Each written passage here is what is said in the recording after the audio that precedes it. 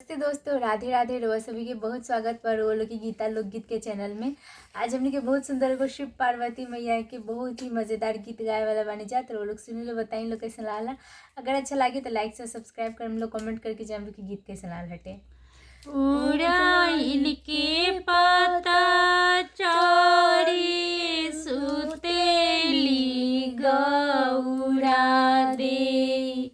सपना सुनेले जगुताई सपना सुनेले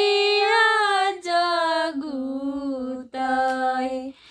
मचिया बैठल सासु सरबे गुने आग सपना के करी ना विचार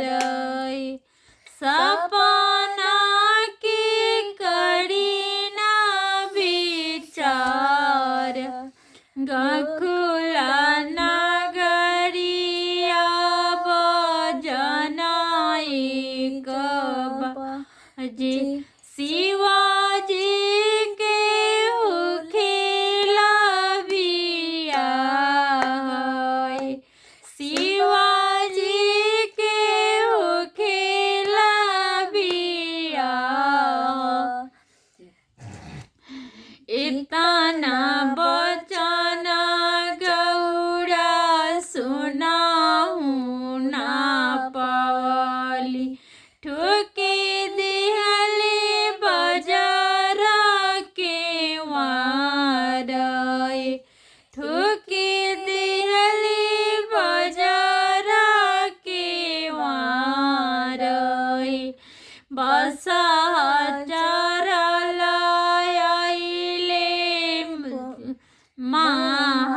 महादेव खुल गौरा बजार के वारही खुल गौरा बजार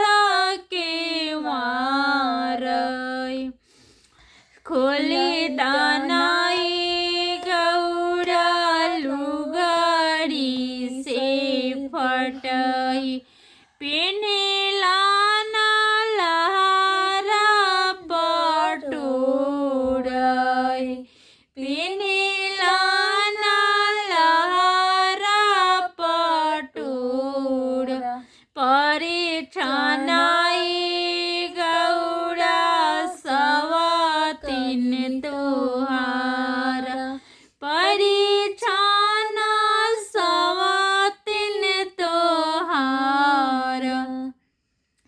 किया शिवजी चोड़ानी से चटानी किया बानी कोखी के बिहुनाई किया शिवजी सेवा से